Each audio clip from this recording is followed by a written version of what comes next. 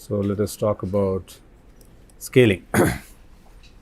So what this actually means is now again, right, we have to be able to show that, that those equations that you saw earlier, xt is equal to some a times ax and yt is equal to a times, what is that, a times ys, right? That's what we had. That was a notation that we had used. So we had assumed that there is some a, right, that is there. So we want to actually show what camera motion and what kind of a plane normal, how the plane should be with respect to the camera, so as to be able to yield a motion like that, right? So for that, what we will do is we'll kind of look at the situation where it's a fronto-parallel plane. Okay, so it's like 0, 0, 1. Okay, and you have a translation vector with the camera. Now the camera has to move, right? So the camera will now translate along the optical axis. So your tx is 0, ty is 0, and then you have only a tz component. So it's like saying that you have a camera like that, and you have a fronto-parallel plane because n is taken to be 0, 0, 1, and now you're right, you're kind of say translating about the optical axis. There's no translation like that, right? It's only going along the optical axis, and then r will be identity, right? We're not going to rotate on anything, so r is going to be identity, right? Under these conditions, we'll show that we'll end up with those equations that we saw earlier. Okay, so what that actually means is that now let's again go back and okay, and then until now, right, I've been assuming that f to be 1, by the way. Okay, all along, I don't know whether I explicitly told you that focal length, I've assumed it to be 1. In reality, right, I'll talk about that a little bit toward later on. Okay, that matrix is actually a little more complex than what I've said here. We'll not kind of go into the full details and all, but I just wanted to kind of say touch upon the fact that the intrinsic camera matrix is a little more complicated than what I've assumed till now. Just for understanding's sake, I kind of I try to keep that away for the time being, right? So our k is identity right now. So all that we are worried about is r plus, right? So we are sort of assuming that k is identity. So we are just looking at r plus 1 by d Tn transpose, right? So this yields you 1, 0, 0, 0, 1, 0, then 0, 0, 1 plus 1 by d. Now t is 0, 0, tz. There is only a z component, and then there is an n transpose which is 0, 0, 1 because it's a fronto-parallel plane. So under this condition, you will get 1, 0, 0, 0, 1, 0, 0, 0, 1 plus this will be 0, 0, 0, 0, 0, 0, and then 0, 0, tz by d, right? So add the two up, and you will get 1, 0, 0, 0, 1, 0, 0, 0, 1 plus tz by d. Okay, now act this on some xs, ys 1, right, in order to know where it goes. Okay, so your xt, now this will be equal to, what do you get, xs, ys, and 1 plus tz by d. Okay, which means that if I want my real image coordinate, okay, because it's still in a homogeneous, right, we're dealing with homogeneous coordinates. So in order to get my image coordinates, I should scale. Okay, my xt, yt that I really need, the actual xt, yt that I need are, xt will be then xs upon 1 plus tz by d, right? This I told you already. You have to divide by this, the third component, which is dz by d, and yt will then be, that means on the image image space, right? On the image grid, it will lead to a coordinate where yt is equal to ys upon 1 plus tz by d, and imagine that a is, let a be equal to 1 by 1 plus tz by d. Okay, then what this means is that you've got like your, so we are kind of back to that equation that we talked about, a times xs, yt is equal to a times ys, and a is of course 1 by 1 plus tz by d, and the tz being, if tz is less than 0, that means if it is negative, that means you are coming closer to camera, then clearly a will be greater than 1, which means you will be zooming in. Of course, the maximum that you can come as TZ negative will be like till you can come up to D, right? Because it's D away. After that, you will actually hit the plane itself, right? So TZ negative can only go till D. Then on the positive side, if TZ is greater than 0, yeah, you can have TZ. You can go as farther away as you can, and right, you are going away from the camera. Closer to plane. Okay, not camera. Closer to plane and away from plane, and you got A less than 1, which is zoom out. Okay, and yeah, so the idea was that at that time we just assumed that, right, there is an A, and we didn't really bother about where was that A coming from, what will influence A, and so on. But now we know that, what camera motion and how the plane should be in order for you to be able to see something like a scaling, okay, happening. Okay, these are small examples. Now I'm going to leave it as an example. Show, right, this is going to be a small little homework for you. Show what camera motion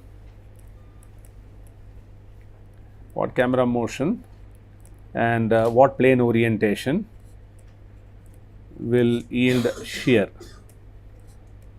Suppose you assume it to be like 1K01. This is like the X shear. Okay, what plane orientation will, we also saw, no, shear I told you was a special case of affine, right? Affine is like A, B, C, D, T, X, T, Y, 0, 0, 1, right? But A, B, C, D, if they turn out to be special, like 1K01, then it's an X shear, right? So I'm just asking you because this is exactly the example that I gave in the class last time. Imagine, right, this you should be able to show by simply imagining the case where you have a car, right? Imagine that, right, this is your x-axis, you're kind of looking out of the car, right? So the camera is pointed this way. So the camera optical axis, so Z is this way, Y is down, right? Imagine that you're moving this way, so the camera is sort of translating along X, and then it is actually looking at this kind of ground plane. So the ground plane is actually below the camera, and you are actually imaging the ground, right? So what camera motion, and so I just want you to write up the correct normal and the correct T, R, well, right? I don't want to give away the answer, whatever it is, a small little answer, right? You can just figure it out. And so what camera motion, what plane orientation will yield shear? Okay, now let me put of the kind 1 K 0 1 0 0 1 0 0 1. Okay. So again, right, so this is again going from the homogeneous to the things that you saw when you considered very simplistic cases. Okay, now what we have not talked about until now is the fact that, how do you really arrive at this homography now, right? Here I'm just assuming that somebody gives you all of this, right? In reality, if I give you two images and then, right, taken from the same camera, and I ask you to relate the two views, right, find out what homography will take you from one to the other. Okay, nobody will tell you what. No, somebody doesn't sit there and tell you, right, that this point is going there and that this point is going there and so on, right? Somebody told you, of course, it will be easy, but then in general, we can't sit and do that, right? So solving for the homography. Let's do solving for homography. There is also a special homography, which is a rotation homography. What we are looking at is really a planar homography. So rotation homography I'll do later. Okay, for the time being, okay, I'll stay away from that. And one more thing. Okay, let me just mention that. Yeah, maybe at this point of time. Okay, right. I'll also mention about this intrinsic camera parameter matrix. See this K, right, that we had taken. Okay, we had said that it is F00, 0, F0, 0, 0, 1, right? This is actually a very, very simple situation. Okay, normally, okay, the way this K looks like, the real intrinsic sort of camera parameter, camera, this one, okay, this is called the intrinsic camera matrix. Intrinsic because it's intrinsic to that camera, right? It stays unchanged. Intrinsic camera matrix The other one, right, that you had, which involved R and T, which was the camera motion, right, that is called the extrinsic camera matrix, because that is not inherent to the camera. You can take a camera, move it the way you want, right? So it's extrinsic. This is intrinsic. So in reality, right, what you really have is something like fx, s, ox, then 0, fy, oy. Yeah. That is only for information. So what this actually means is, so in a real camera, right, you're kind of assuming that when you put f0, 0, 0, 0, 0, 0, 1, what you're assuming is that the optical axis, right, it coincides exactly with the image plane center. Okay, it need not. Okay, the optical axis of the lens, right, when it passes through the image plane, right, we are assuming when you put the 0, 0 right here, this 0, 0 means that, right, you don't have any kind of a deviation. It's exactly, it meets the center of the image plane. In case it doesn't, and if there is a drift, right, then this OX and Y, no, these are again things that nobody may be able to give you, and these are supposed to be estimated. Okay, so that's why it's called a calibration procedure. Okay, we are not going to go into that, but typically if you want to use a camera, then you should know these parameters. If you're just doing a homography, you don't need any of this. Okay, that is also something that I want to emphasize, that if you're just solving for a homography between two images, you don't care about all these intrinsic parameters and all. All that you need to see is that matrix that is going to take you from one to the other. But if you want to do some high level tasks and all, like for example, if you want to take a camera, you want to estimate depth, 3D depth and all that, then in that case, this intrinsic camera information you need. Okay, so solving for this, so right now, right, we are assuming that k is of this form and f is 1 and so on. So ox, oy is like deviation from the center. This is like a deviation from the center. Okay, or in other words, center, okay, of the center of the image plane. Okay, deviation of the optical axis from the center of the image plane. From the center of the image plane. So we just typically assume that it coincides and so on, but it need not. Okay, there could be some errors, right, when they actually manufacture. You could get a small shift, right? So that you have to account for. There's fx and fy, right? This is supposed to be the aspect ratio. So normally the focal length is not really, so we'll assume that it's ff. But fx and fy, they write, right? What they really mean is if there is an aspect ratio, right? There's a difference in the aspect ratio, then this fx and fy will take care of the aspect ratio. And this s is something, right, that actually takes care of deviation from what you call a rectangularity. This is something like the shear, this s, this parameter is something like a shear. Exactly like if you relate this to what we had, right, when we were doing the homography, right. So s is exactly playing a similar role, except that this is like a hardware thing, right. So this is like inside the, if the sensors, if there is some kind of deviation from a rectangularity, then this s is, but this may not happen in the sense that you may simply, if there is no deviation, s will be 0. But if there is, then it needs to be accounted for. So this is like deviation from rectangularity. Deviation from rectangularity. So these are things that if you look at k, typically, right, it'll be of this form. So it'll have a kind of phi unknown sitting inside it. But as far as we are concerned, and anyway, right, since it's an upper triangular matrix, you see this, right? This is an upper triangular matrix, and you know that an upper triangular matrix is always invertible as long as the diagonal elements are non-zero, right? And fx, fy, and all are, you can relate them to focal length or the aspect ratio. So basically, none of these entries is 0, right? So this matrix is always invertible. So that k inverse that I kept writing it for f0, 0 situation. But the same thing is also valid even if you take a real intrinsic camera matrix where maybe there are some other entries that you need to account for. There's no issue. Okay, there's always invertible. There's an upper triangular matrix with non-zero diagonal entries. Upper triangular matrix. In fact, there's also the reason why why let's say when these people do a camera calibration, right? Have you heard about a QR decomposition? In matrix, right? There is a QR decomposition. What does it do? It kind of gives out a matrix as a product of an upper triangular and an orthogonal matrix, right? So that upper triangular is this K guy. I mean, that's the way they do the camera calibration. And then the orthogonal matrix is your R. R is an orthogonal matrix, right? So just saying that, so people do all this camera calibration and all. There are kind of nice ways to do that. Right? So upper triangular matrix always invertible as all its diagonal elements are non-zero. Elements are non-zero. Okay.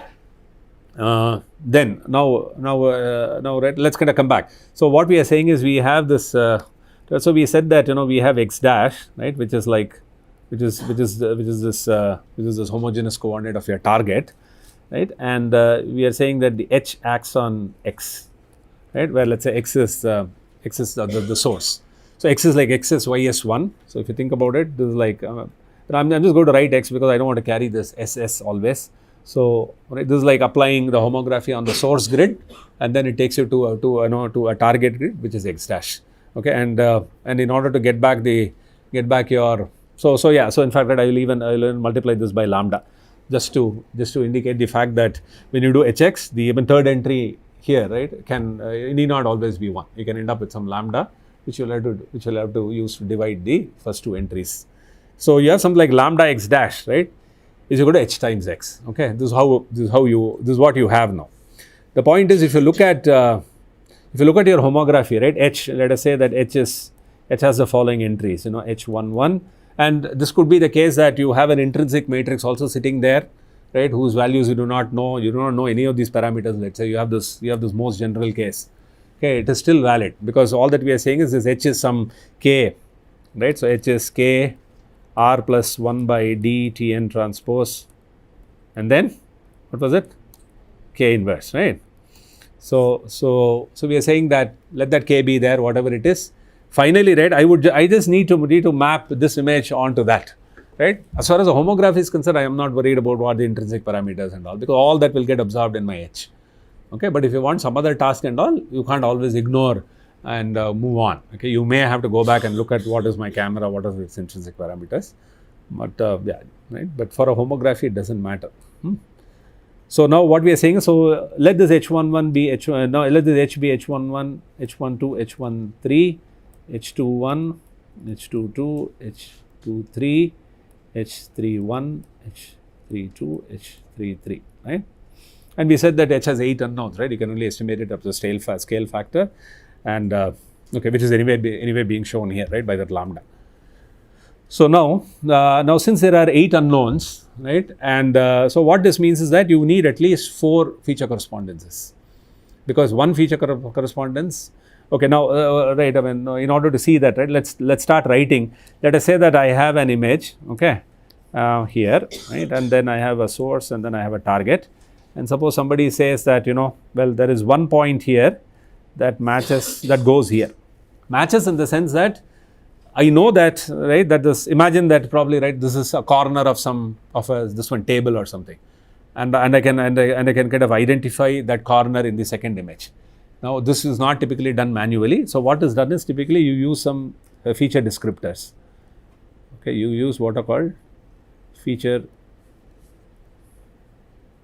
descriptors, and there are several of them. In fact, right, people have spent a whole lifetime, right, trying to find out what kind of features are good to match.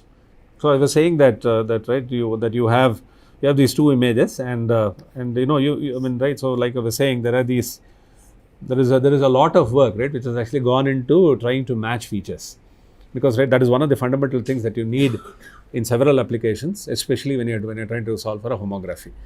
Because, right, if you try to see, right, what is happening here, you have 8 unknowns sitting in that homography, and if you had 4 feature correspondences, then it will yield you 8 equations. I'll show you why. Okay, so let us say that you have lambda, right, x dash y dash 1 is equal to h, which is h11 whatever, right, and then you have x y 1, right. So if you just expand this, you will get lambda x dash is equal to h11 x plus h12 y plus h13.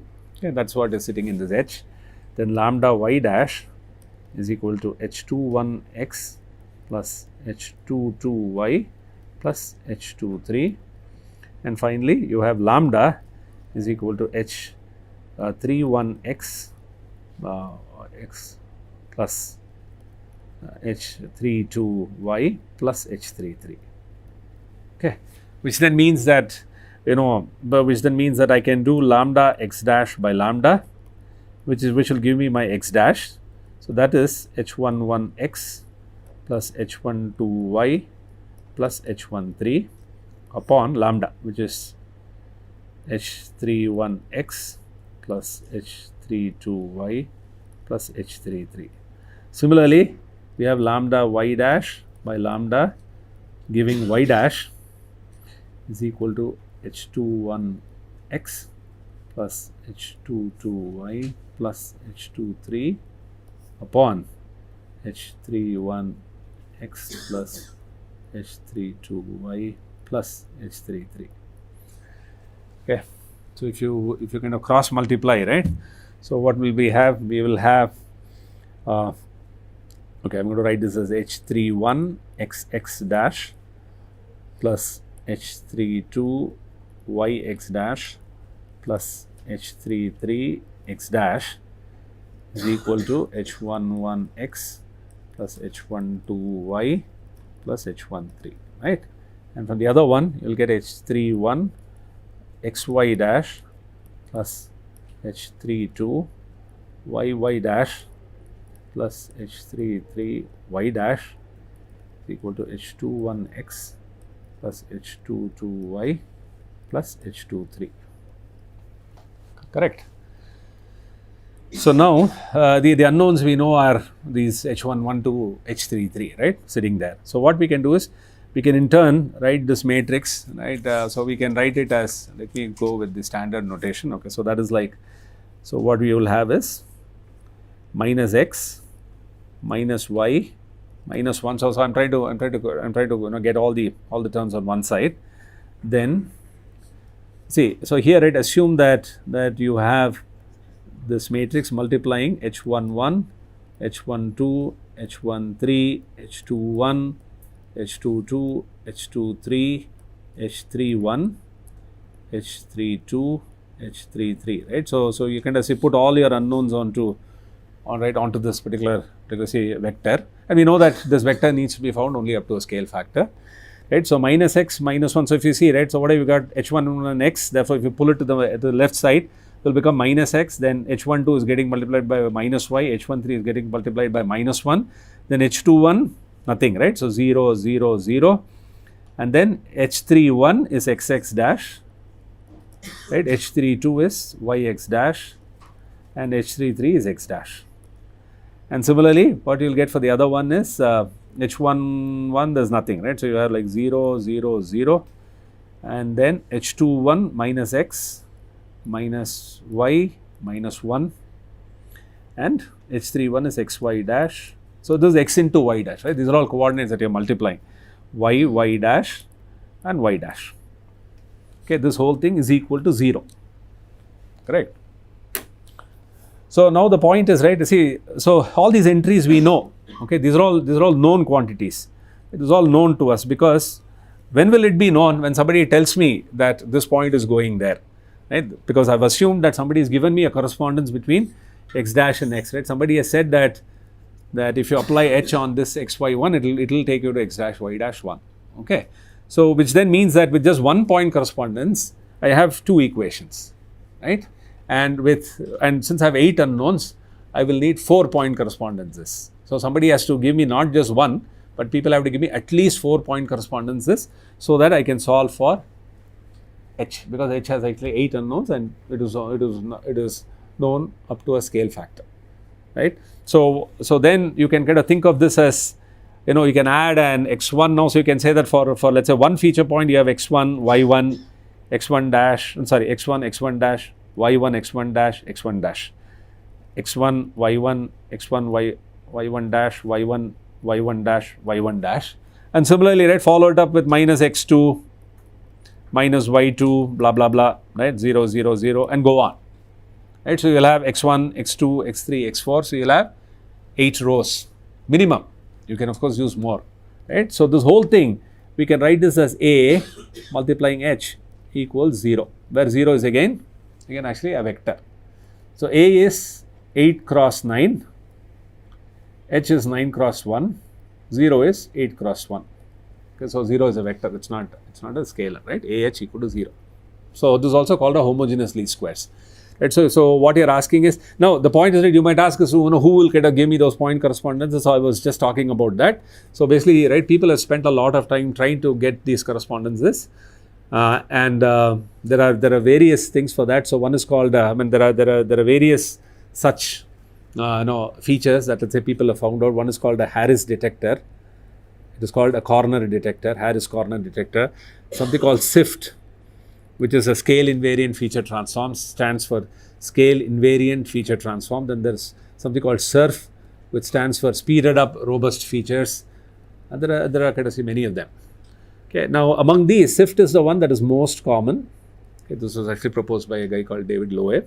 So this is the most common, and the nice thing about this is completely translation, rotation, and scale invariant.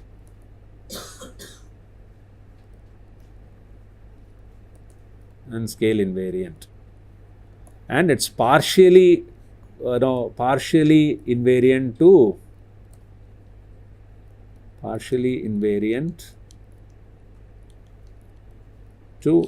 illumination and pose.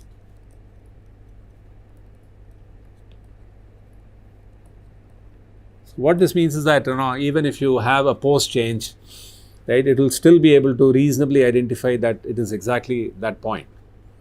Okay, so it can tell that between these two images that you have, it can. So if you run a SIFT code, okay, this is available. In fact, when you do the assignment, we'll give you that code.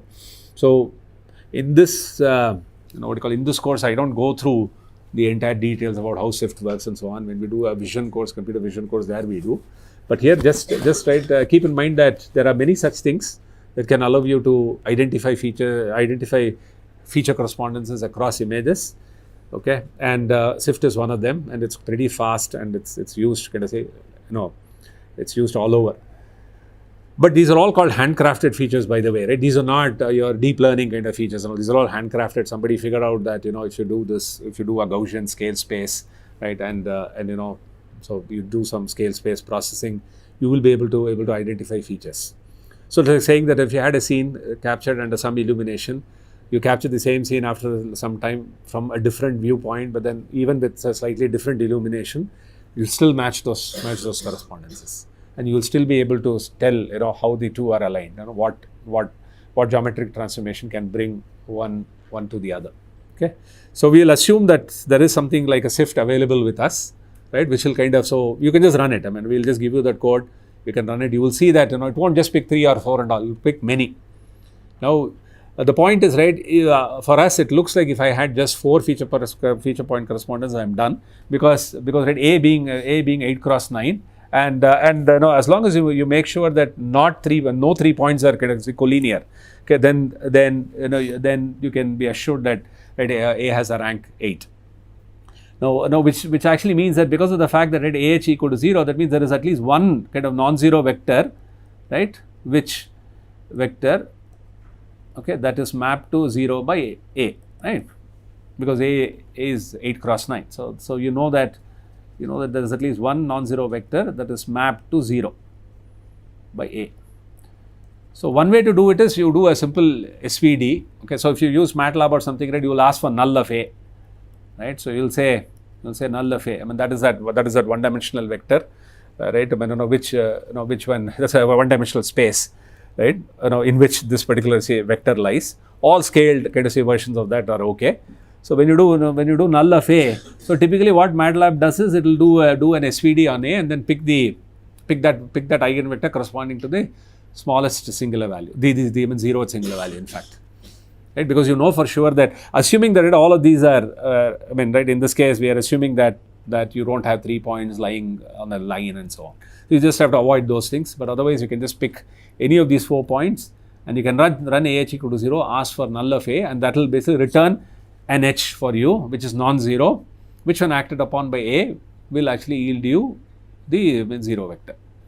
Now you can also clearly see that if you have any scaled versions of H, right, that will also go to 0, right, because A alpha H is nothing but alpha AH, right, and but then alpha, but then AH we know is 0, so this is like alpha into 0, so this is 0, right. So all scaled versions of H, so you can only estimate H up to a scale factor, which is fine, because as we said originally, we have only 8 unknowns in H. Anyway, right, we are okay with estimating H up to a scale factor, right. So whatever H that is actually returned is what you can directly use now. Then you can actually align the images now. So that H, you go back and put it back in your H matrices, H11, H12, H13, H21, H22, H23, H31, H32, H23, H33, and then if you multiply it with any x y1, what will happen is you will get actually a 3D vector, that is a 3-dimensional vector, and this need not be 1. So you'll have to scale the first two by this, and that will give you the image coordinate.